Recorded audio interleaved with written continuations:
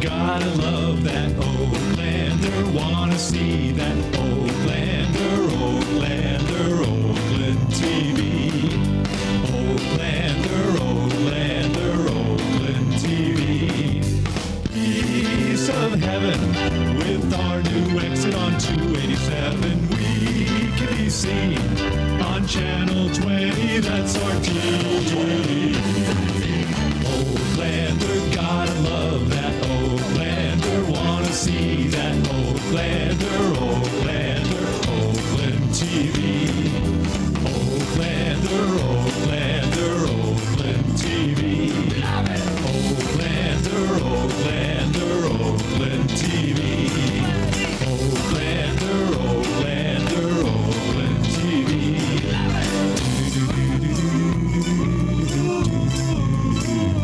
Love it. Catch our balls. Good evening and welcome to the Oaklander. I'm your host, Al DiGiacomo. We have a great lineup for the show tonight. Co-producer Isabella Schuss makes a visit to Heights School and takes a look on how kids use recyclables at the Junk Museum. We have the musical duo of Dave Kleiner and Liz Pagan to perform here in the studio. And our special guest tonight is director of the Metaphysical Center of New Jersey. She speaks regularly at colleges, educational, and community groups on topics such as reincarnation, ESP, and psychic development. Please welcome to a longtime Oakland resident, Jean Munzer. Thanks for being on the show, Jean. It's a pleasure to be here, Al. Jean, let's begin with your extrasensory perception, or ESP. How old were you when you felt that you had these extra powers or different powers? Well, as far back as I can remember, as a baby, I often knew what was going to happen before it happened, and I could read people's minds, not in every single case, but frequently. And that was before I could even talk or communicate, in that way. When I got to school, it got even more so, and I was very successful in school, partly because I always had a very good memory. I was very interested in learning, but also partly because I could tune in telepathically to the answer that the teacher was looking for. And unfortunately, that is one of the keys to success in school, at least when I was going a long time ago. And as I say, because I was a very conscientious student, too, I usually, was prepared, but if I wasn't, I could kind of hone in. And I would actually see the thoughts as though they were written across the forehead between the eyes. And I learned many years later that one of the psychic centers of the body is in that place, that it's associated with the pituitary center, and that is the center for conscious awareness. And it's interesting to me that I experienced that before I ever knew, about those things. Does that make people feel uncomfortable when they know this? Because as I was hearing that, I said, boy, I wonder if she knows what I'm thinking, Does she know the next question? I don't know everything, and I purposely avoid being a psychic peeping Tom. I don't probe into people's thoughts unless there's some very important reason why it comes to me, and occasionally that happens, especially with my children. But I'm very careful not to do that. You really, when you're doing it, usually you're focusing on doing that, or sometimes it does happen spontaneously. So that has happened, but it isn't something that happens. It's not like every single thought that you think I will know. And there's also a deep spiritual effect to this, that if you do misuse these gifts, that somehow or another what goes around comes around, sort of? Well, I think it is a gift that we have. I believe that it's a divine, the source of it is our divine source, and that it comes from God. And I believe that it's only appropriate to use it in service and never to be manipulative or try to get things up on people or anything like that. So Actually, I never talked about it when I was a child, and so people didn't know about it. And I don't know what gave me the wisdom to avoid talking about it, but it could have been a problem, but it wasn't. And it wasn't until I got into metaphysical studies much later in life, at about the age of 35, that I actually started talking about it. You know, a few people knew about it, but very few. Now, you've been a long-time resident. You were born in Oakland? No, I wasn't. I was born in, actually in Passaic General Hospital, lived in Rutherford. So was I. And then moved to Elizabeth when I was less than a year old and grew up in Elizabeth. I moved to Oakland in 1960. I believe that it was divine inspiration that brought me here. I happen to adore this town. I had never heard of it before, but I saw an ad and it brought me here, and I've been here ever since. Well, you had some local people that you were telling me about that kind of guided you in this hidden esoteric journey that you've been on for many years. And could you tell us a bit about those people and what they passed along to you?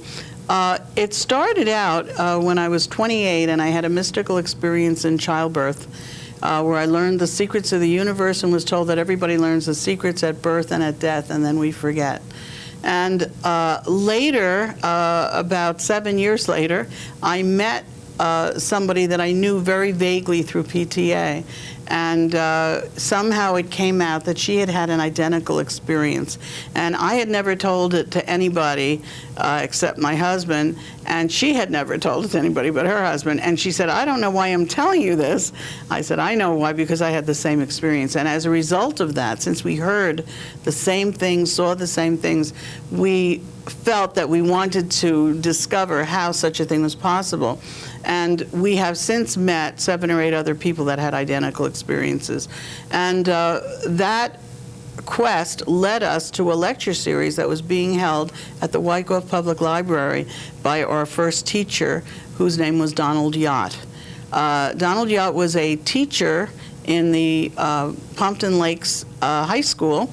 He taught English and history, and he was also the director of the Wyckoff Library. And he was giving a special lecture series on metaphysics and parapsychology in order to raise money to finish the basement into a room in memory of one of the Wyckoff residents who had died in I think, Vietnam. So we attended the first lecture, and I realized that the things that he was talking about, I had been taught while I was a little child, 6, 7 years old, jumping rope and bouncing ball, doing "Hey, my name is Alice," and waiting for the other kids to come out so we could play hide and go seek and street games. And I was being instructed at that time in all kinds of teachings about the nature of reality and the purpose of life, where we came from, where we're headed, and all kinds of other things. And he was talking about all these things and telling us that there was a tradition that came out of it. And he had been a resident of Oakland. He grew up in Oakland. When I met him, he was living in Pompton Lakes.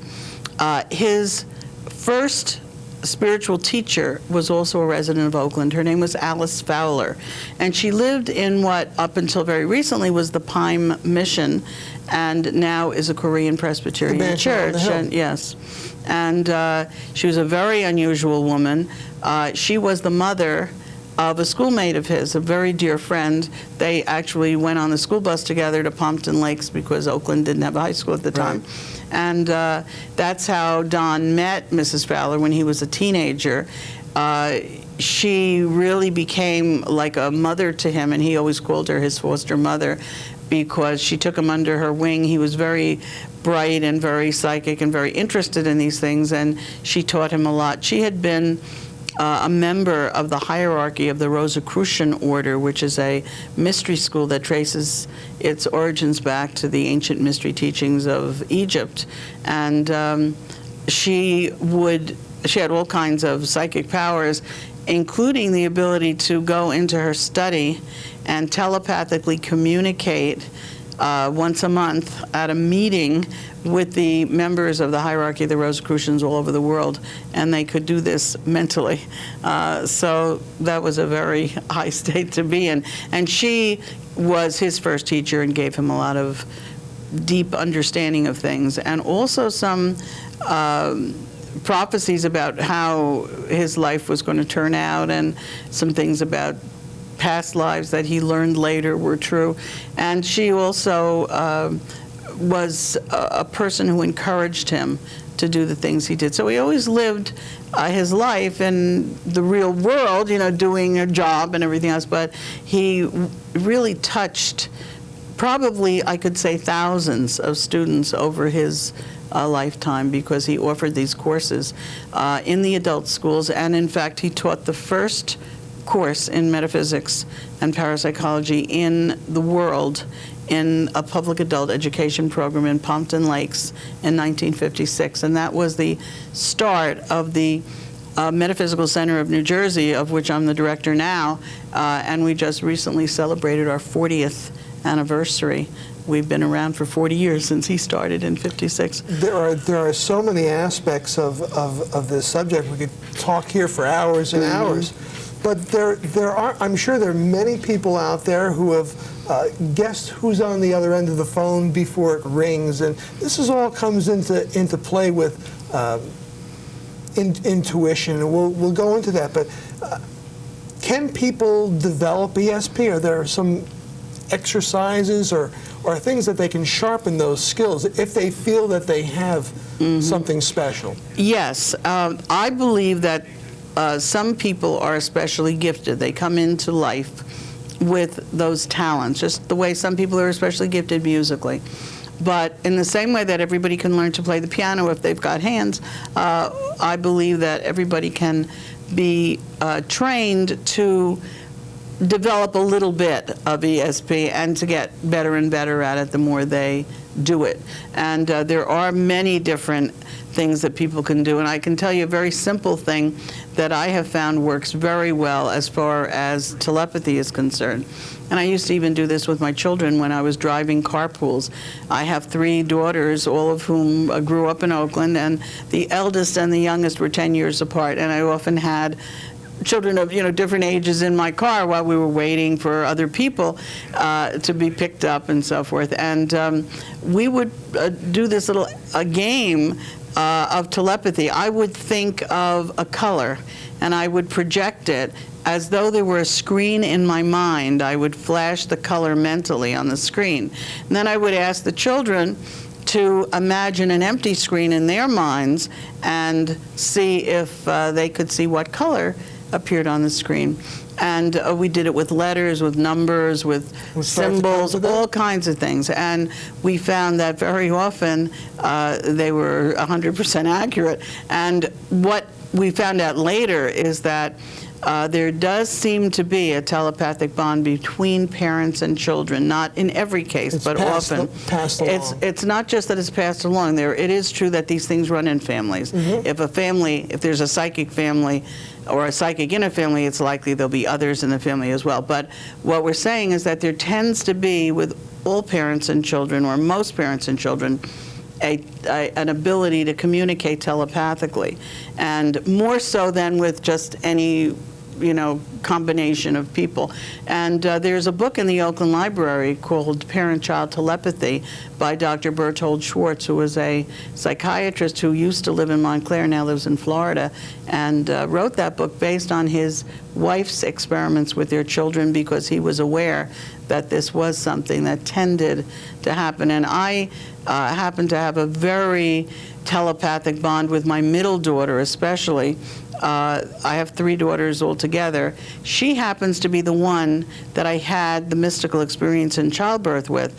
And I often think, since I was told that everybody learns the secrets of the universe at birth and at death, and then we forget, I often think that maybe because I was so telepathic with her, that I intercepted her messages. I don't know. But I later learned, by the way, that in the Kabbalistic tradition, which is the tradition of mystical Judaism upon which mystical Christianity is based, there is the teaching that we all carry into life, the secrets of the universe, and then we forget. In fact, there's a story that says the angel of forgetfulness puts a finger here, and the little indentation is to make the memories go away. But anyway, I have often had spontaneous telepathic communication with my daughter. Along that line, before we get to go to the break, do you believe that as we're approaching the next millennium here, do you think that we're moving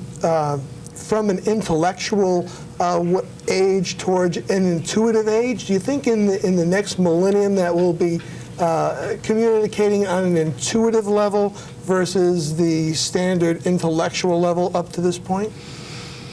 I don't think we replace one with the other. I think we add. And I do believe that as people become more spiritually mature, they get in touch with their higher intuition, which has its source in a higher plane or dimension of reality even than the mental energies. But I don't think that replaces the mental. I think as we evolve, we add that to it, and that enhances our ability, because there are times when we really need to use our conscious awareness, the intellect, and so forth. And there are a lot of people who are very into their intuition and into their impressions, their gut reactions, which come from the lower plane of reality, actually, that we share with animals, and who don't think very clearly or logically, and sometimes their lives get pretty fouled up. So sure. I believe that we have more people who are going to awaken spiritually and psychically, but I hope that they add that to their intellectual capacities rather than think they're going to replace their intellectual capacities. We need all the different aspects of our being. Well, Jean, we're gonna make a quick pause right now. When we come back, I'd like to talk about some of your recollections in past life phenomena. So we'll return with Jean Munzer, director of the New Jersey Metaphysical Society. No, Metaphysical Center of New Jersey. Metaphysical, pardon me, Center. Center of New Jersey. Stay with us. We'll be right back.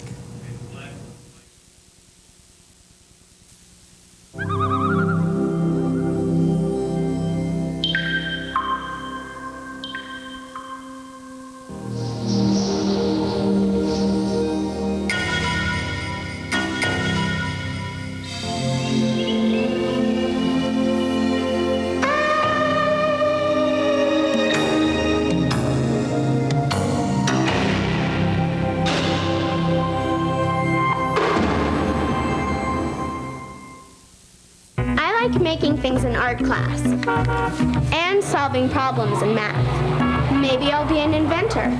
I could design cars of the future. You? Sure. Need a lift?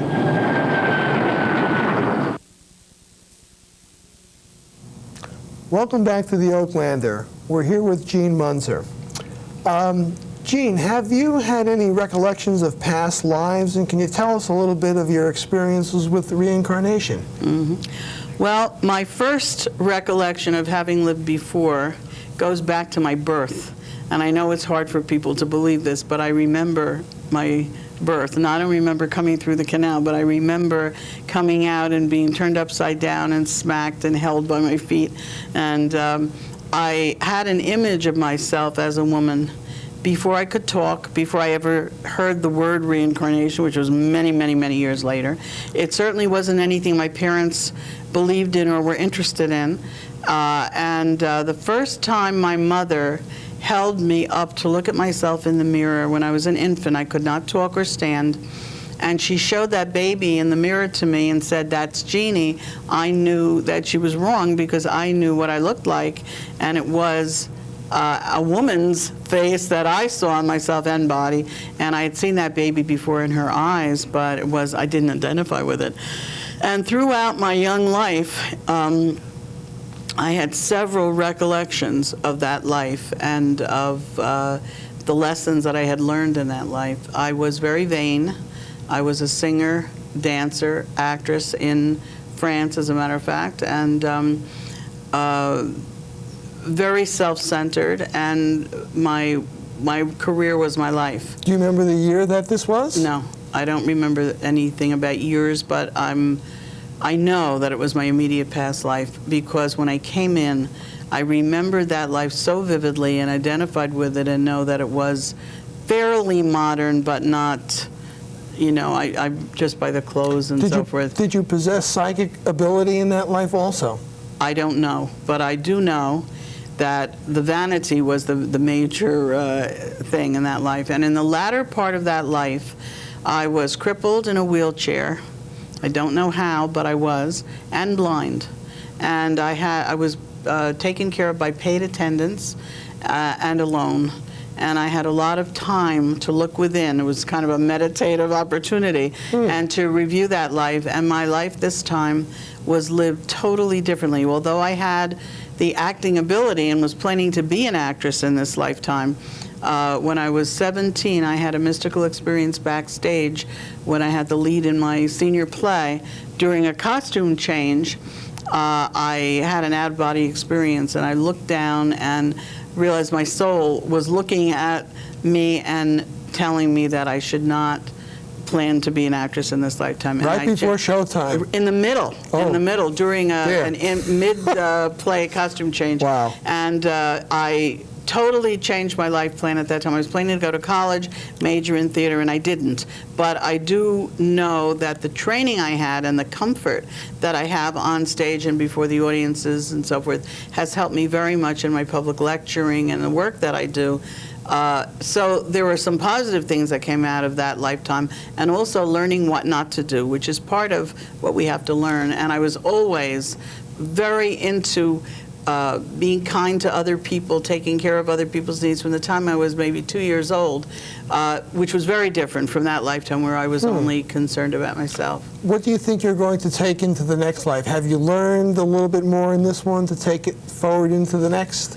Well, I know that I've had many lifetimes as a philosopher, and that's something I've done even more of in this lifetime, so I hope that I will have an opportunity to share the learning that I have had and will continue to have in my next life. I love the work that I do, that I started to do rather late in life. And one thing I can tell you is that I hope that I'm a female, because I just love being a woman, and I do remember some lifetimes as males in battle especially. Really? And I was always very happy in this lifetime that I was a female. I very much would like to be a female in my next life. I hope I don't want it too much sometimes. But I loved motherhood, you know, raising children, and there are just a lot of wonderful things about being a woman. Do you get any choice in it? Do we have any choice in the matter, or is it the luck of the draw? We're told that the soul selects the life it's going to lead based on what its needs are. Now, the lower self, which is the physical body and the emotional nature and the concrete mind, wants pleasure for the body, the emotions, and the mind, but the higher self, the spiritual part, wants growth. So sometimes the higher self, which is the part that does the choosing, in between lives, we're told, with guidance from higher beings when when we make that choice. And those beings have different names and different traditions. In the Judeo-Christian tradition, they're called the recording angels. In the Hindu tradition, they're called the Lapika lords, and the esoteric teachings, they call them the lords of karma. I call them the guidance counselors of the universe, because they help us make our choices before we come into life. And there is a time between lives where we do learning on other planes of reality. Then we descend back into the physical world again, because our greatest opportunities for learning are here. Do you believe that, again, on that subject of learning, are we all here searching to open up the third or that spiritual eye?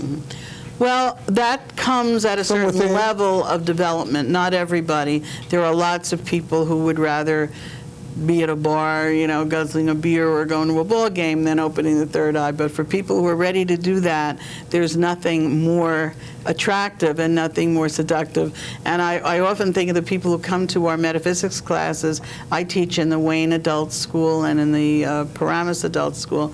And people come and stay for 10 weeks and learn and listen and love it.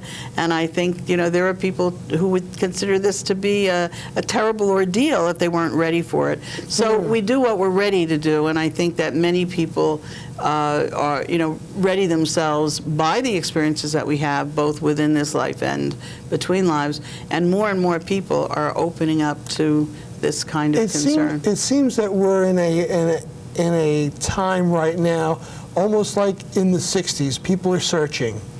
We're in a time even more so than the 60s, I Yes. think. Yes. The masses are awakening, and we're moving into a new cycle, a new age, a new 2,000-plus year cycle that we call the Age of Aquarius. And it's a time that was prophesied in almost all the world's sacred traditions as a time when the lion will lie down with the lamb, and the swords will be beaten into plowshares, and peace will reign on the earth and in the human heart. And I have very high hopes for the time that we're moving into. We're in a transition time now, and transitions are always difficult, but there is a tremendous spiritual energy afoot, and more people are waking up to it and seeing the relationship between science and spirituality too. And they say that the fertilizer fertilizes the weeds as well as the flowers. So there's a lot of weeds like fanaticism and religion and things like that. But I see a wonderful time coming with a major step forward for mankind in our spiritual and psychic development. Do you think that people don't really realize that it is the people who make the big change, not the leaders? I think some people realize that, and the leaders are put there by the people. So it's the But consciousness of the individuals, of everybody, that makes that But happen. the collective mass actually makes the change. Absolutely. And the leaders that are there because of the collective mass. Exactly. Not only in countries that have elections such as ours, but also in countries where it takes a revolution to get rid of a dictator or whatever. Well, we had our own little revolution. Absolutely, absolutely. Well, Gene, it was fascinating to have you here. It was a wonderful experience to talk to you, and I'm sorry we're out of time, but please come back and we'll explore some other topics that you are very well versed in. And Gene Munzer is the director of the Metaphysical Center of New Jersey.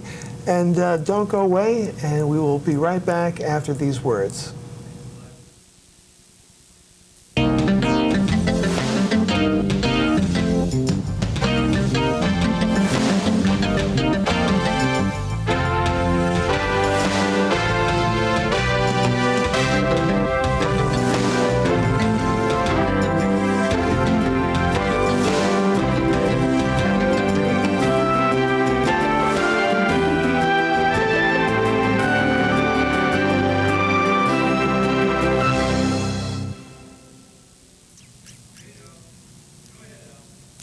Welcome back to TCI Studios. We're here on the Oaklander with David Kleiner and Liz Pagan. David's first album was Rhymes with Diner. Yes. And your latest is Bad Taste. Right. What's the connection with food and music, Dave? Well, they're two of my favorite things, Al.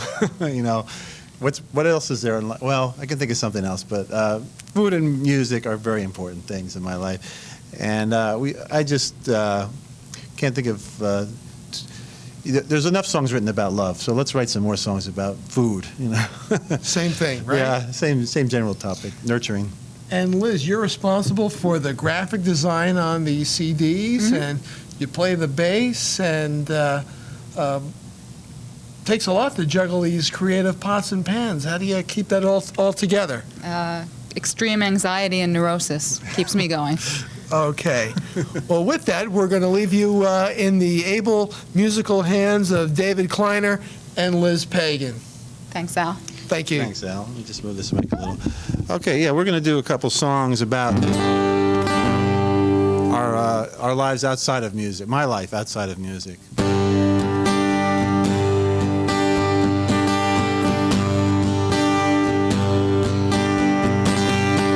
I got my windows rolled down low. I can feel the Brooklyn wind blow past same buildings that all look the same. Trying to get into the service lane. My life is like these one-way streets. You gotta drive around in circles just to get where you wanna be. That's okay. I'm riding on the King's Highway.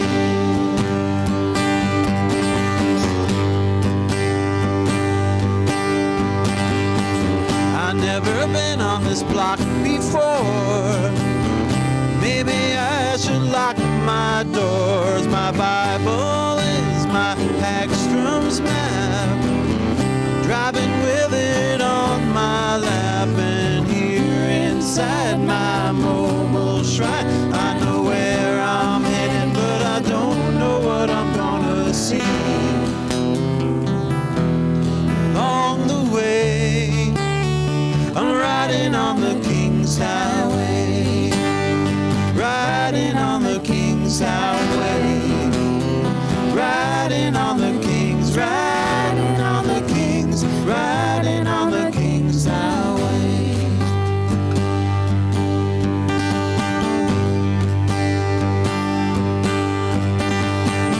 I don't know why I took this job, working for this guy named Bob, but I know if I work real hard, I'll pay off these credit cards, and then I'll make my demo tape that'll help me make my way into eternity.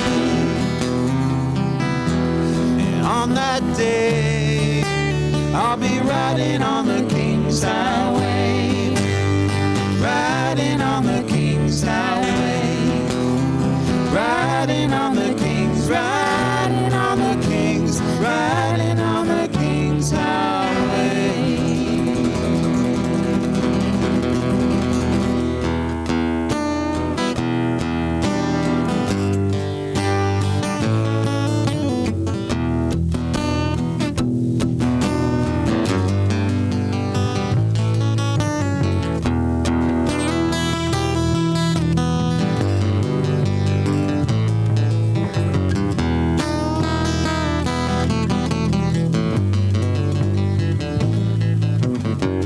Last night I got home late, cold vegetables on my plate. I pretended they tasted great. Thanks, honey, thanks, honey. She said, how did it go? This time of year it's always slow.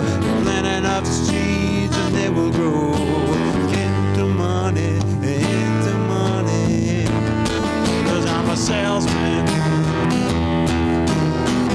got a beeper and a cellular phone. I'm a salesman, gotta make it on my own. I know how to make a deal, I know what to conceal. I'm not sure what is real, but it doesn't matter, doesn't matter. Some days I drive real far, got a laptop in my car. I know where the good meals are, and I'm getting fatter, getting fatter. 'Cause I'm a salesman, got a beeper and a cellular phone. I'm a salesman. Selling starts when they say no. You gotta ask for the order, ask for the order. Is that your wife or is that your daughter? I like your hair, I love your sweater. Tuesday or Friday, which is better? I got it in red, I got it in blue. The green one looks the best on you. You gotta jump on the bandwagon, be an individual. Sign up, your friends get rich on the residuals. Quality, quality, gotta go for quality. When you assume they get ass out of you, the time is running out, the time is running out. Everyone has got one, be the first in town. You gotta close them, close them.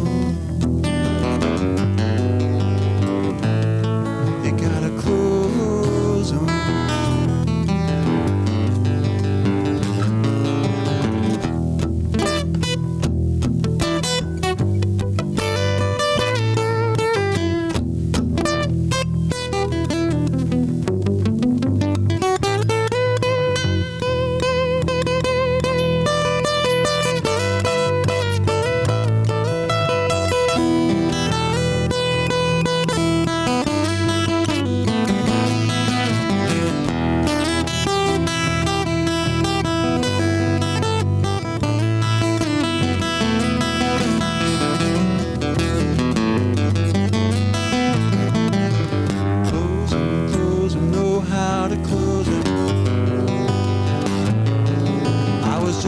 in the neighborhood say, how goes 'em? Last night I got home late, cold vegetables on my plate. I pretended they tasted great. Thanks, honey. Thanks, honey.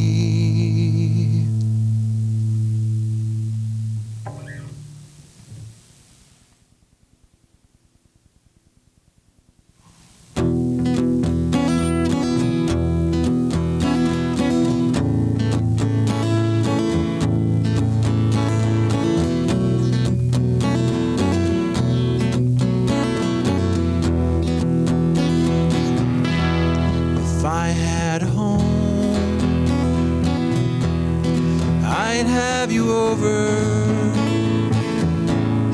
I'd make you coffee. I'd share my bread. If I had a home, I would not be lonely. You'd be my company.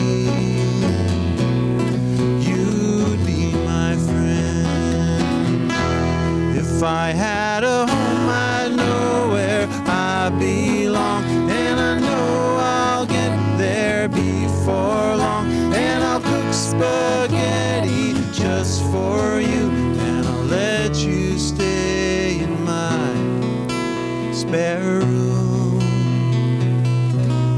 If I had a home.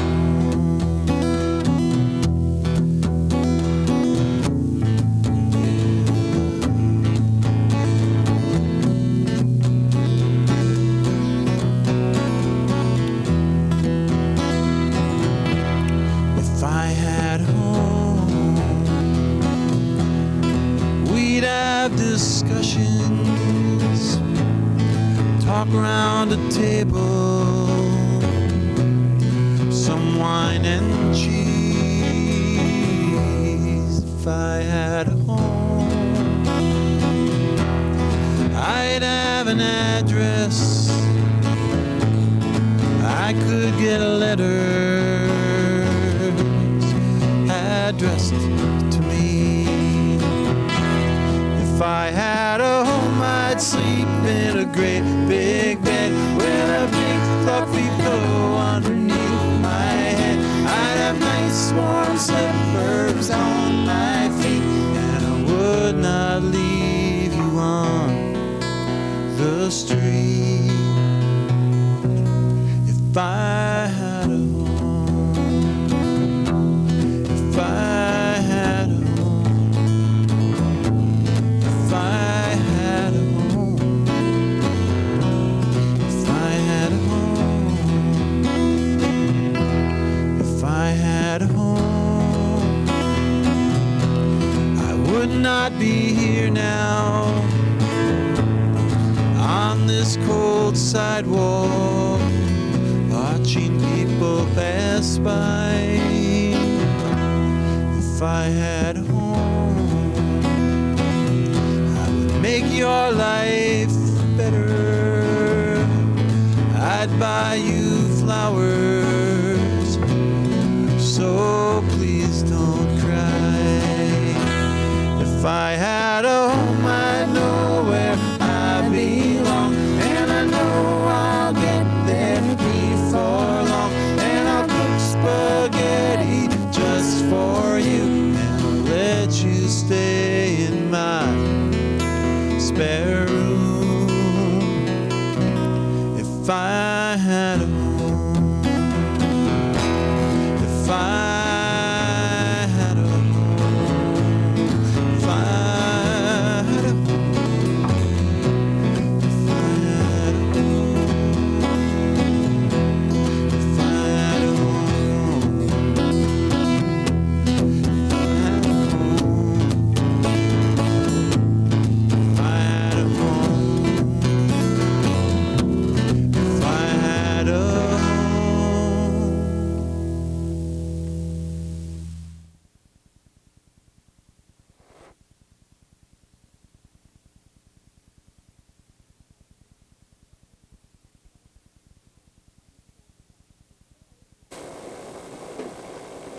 Hi, I'm Isabel Schuss, and today I'm at Heights Elementary School to show you what you can do with your recyclables.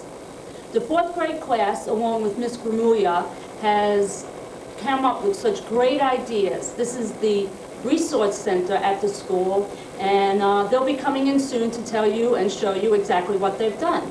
So keep watching, and here's the 4th grade.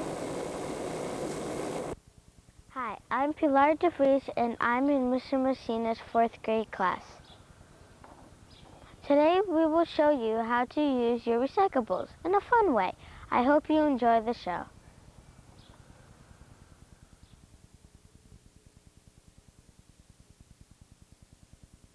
Hi, my name is David Ellis, and this is my monster. I made it out of 2 egg cartons. To make the feet, I cut an egg carton in half, and I took toilet paper tubes for the legs, and this upper body part is made of an egg carton, and the mouth is a McNugget McDonald's holder, and the eyes are made of Linda's chicken tops. And you can make a lot of really neat stuff with junk, and it's a lot of fun. How long did it take? Hi, my name is Jacqueline Kylie, and this is my sock puppet, Penny. Hi, my name is Andrew Perez, and this is Dior the Dinosaur. Hi, my name is Billy Woodward, and this is Mr. Sockman. Hi, I'm Megan Enright, and this is my sock puppet, Wallace. Hi, I'm Courtney DeLory, and this is my sock puppet, Susie. Hi, I am Ben Wiley, and this is my sock puppet, Cavity. Hi, my name is Brandon Webster. This is my sock puppet, Ernest. Hi, my name is Rima Trapti, and this is my sock puppet, Jenny. Hi, I'm Ryan Aladdin, and this is my sock puppet, Claudia.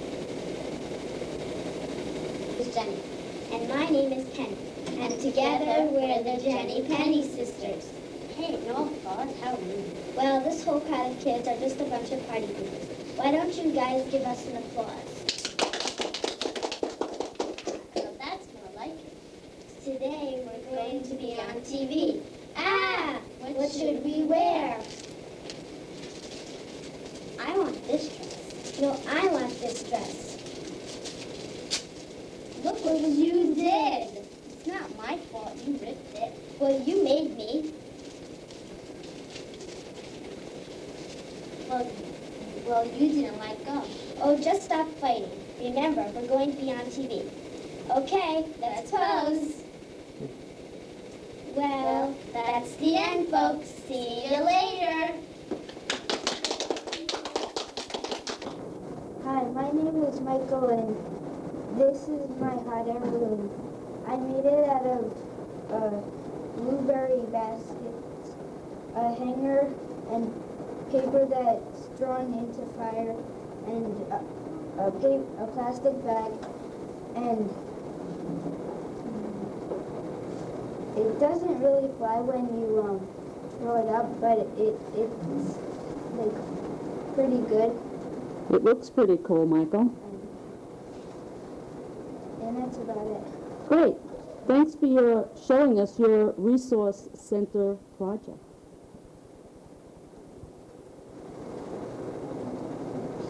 Hi, my name is Lauren DeCosmo, and this is my airplane. I made it out of an egg carton and a strawberry basket and a pudding cup.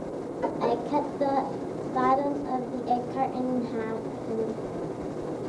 and put the pudding cup in the front for the steering wheel for the pilot. I cut scraps of an egg carton and taped them to the sides to make the wings. It looks great. How long did it take you to do that? About a half hour. Great. Good for rainy weather, right?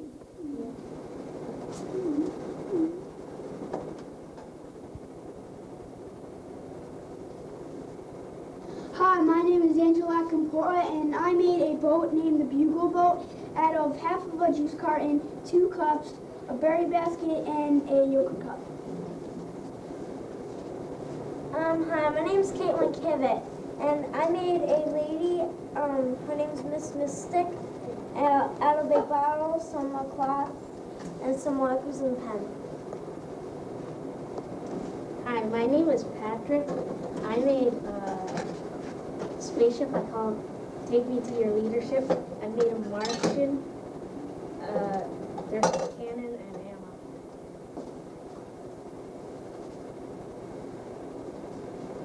Hi, my name is Jill Medhus, and I made a cat called Trash Kitty out of a rainbow cloth, a salad covering, a really thin cardboard tube, rubber bands, yarn, a tin covering, and markers. Hi, my name is Dan Patterson, and I made a design. It's called the junk design out of 2 toilet paper rolls, an egg carton, a berry basket, and a yogurt cup. Hi, my name is Rita Larios. I made a little command center. I used a salt can, yogurt cup, 2 little globes, and toilet paper rolls, a grip thing for the pencil, and a sharpener. Great job, guys. My name is Brendan Rosen, and I made Owen Nolan, my favorite Sharks player. I was going to make a spaceship, but I changed my mind, and I made Owen Nolan out of garbage. I nicknamed him Junk Nolan. I used yarn, yogurt cup, pocket pan, and this is that were all made out of a McDonald's bag, 2 toilet paper rolls with 3 straws, and tape. Good job. Hi, I'm Jeffrey Boggs, and I made a windmill out of an orange juice container, a popsicle stick, a paper plate, and a brad. Hi, my name is Caitlin Miggles, and I made a desk organizer, and you put pencils in here, pens in there, highlighters in there, and crayons in there, and paper clips in there. I used toilet paper rolls, a berry basket, and colored plastic. Good job.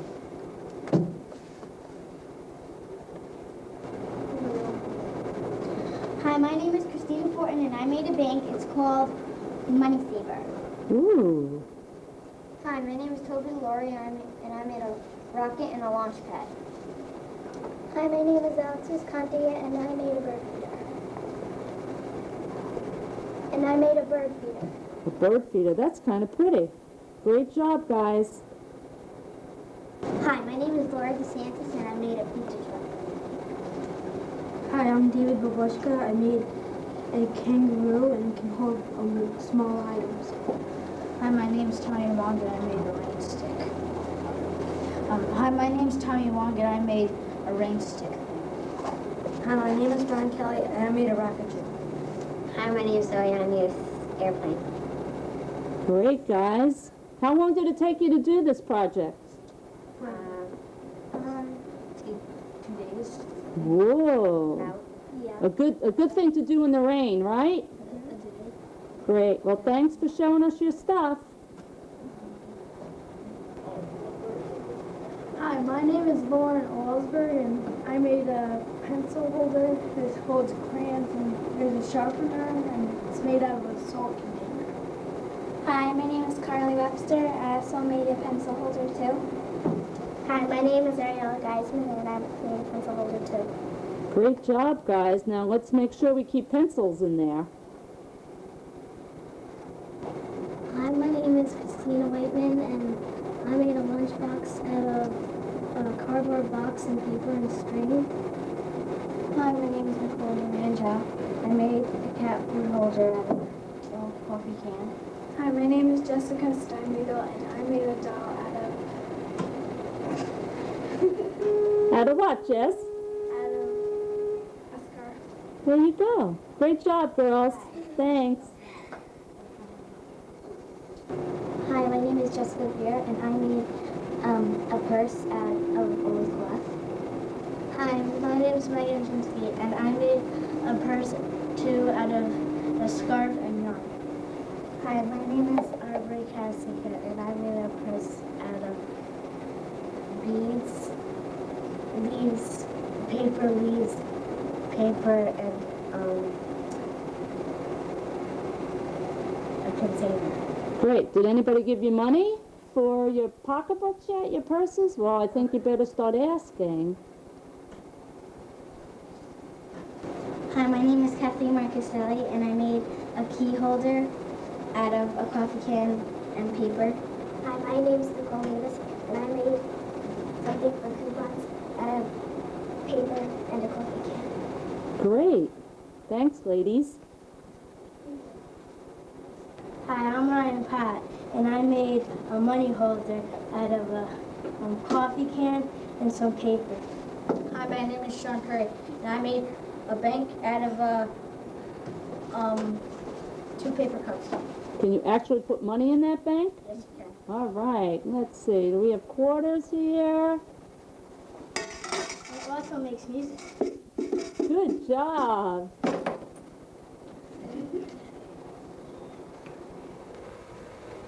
Hi, I'm Adam Schuss, and I made a something from Dorothy from Twister out of a coffee can, paper, about like 2 kinds of paper clips and some leaves. Hi, I'm Allison Roselle, and I made Dorothy 2 out of a coffee can, paper, and net. Hi, my name is Drew Douglas, and I made a Dorothy 2 from Twister. It's out of a old soup can. Great job. Do you think we can really detect tornadoes with those things, guys? Maybe. No. That's Chris Chang, and I made a monster truck out of paper and containers and stuff.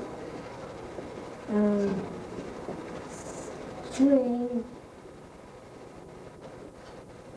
And are you going to win any competitions with that truck, Chris? Yeah. Yeah. Hi, I'm Marshall Shortman, and this is my rocket. It's made of a McDonald's cup, a butter container, and rubber bands. And this is how it works.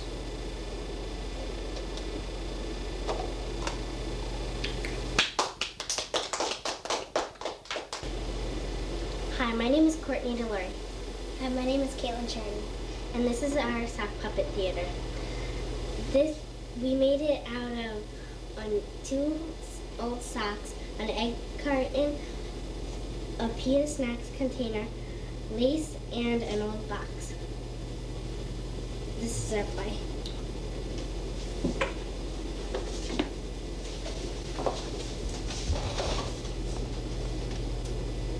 Hollywood. Ding dong. Who is it? It's me, Charlie. Be right there. Hi, Charlie. Do you want to go to the park with me? At the park. What a beautiful day. Yes, beautiful, just like you. Oh, Charles, you're so sweet. Thank you. Charlie gets down on his knee. Oh, Susie, will you marry me? Well, yes, Charlie. I would be happy to. Oh, here comes Father John. I promised Susie and we interrupted. I understand. Do you, Charlie Bucket, take Susie Sack to be your wife? Yes. Do you, Susie Sack, take Charlie Bucket to be your husband? Yes. You may kiss the bride.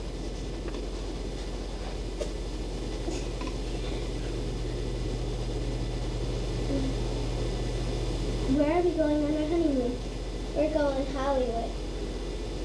Hollywood. Hollywood. Hollywood.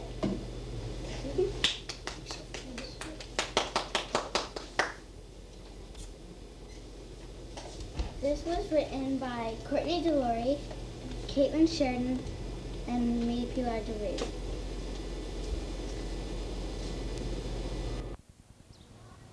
Hi, my name is Pilar, and this is my recycled person. It is made out of 2 socks, 2 paper towel rolls, and a cloth for the hair, and something you would put like strawberries or blueberries in. And then I just took marker and made the eyes and the mouth, and it was fun making it. You should try it.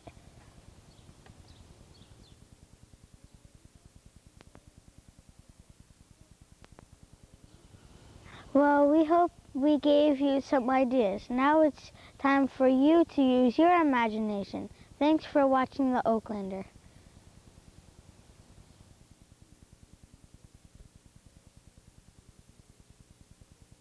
These truths to be self-evident, that all men are created equal, that they are endowed by their Creator with certain unalienable rights, that among these are life, liberty, and the pursuit of happiness, that to secure these rights, governments are instituted among men, deriving their just powers from the consent of the governed, that whenever any form of government becomes destructive of these ends, it is the right of the people to alter or to abolish, and to institute new government, laying its foundation on such principles, and organizing its powers in such form as to them shall seem most likely to affect their safety and happiness. Come to the Oakland 4th of July celebration to be held Saturday, July 5th at the Oakland Recreation Complex. Stop by and say hello to the Oaklander and visit with your friends and neighbors from town. If it rains, the festivities will be held on Sunday, July 6th. Happy birthday, America. That's all we have for tonight. But summer 1997 is just beginning. So why not plan an evening at the Ramapo College Summer Concert Series? The kickoff this year stars the Duprees and a firework display to follow. That's Thursday, June 26th at 8 p.m. at the Band Shell on Route 202 at Ramapo College in Mahwah. So bring a blanket, bring a chair, but be there.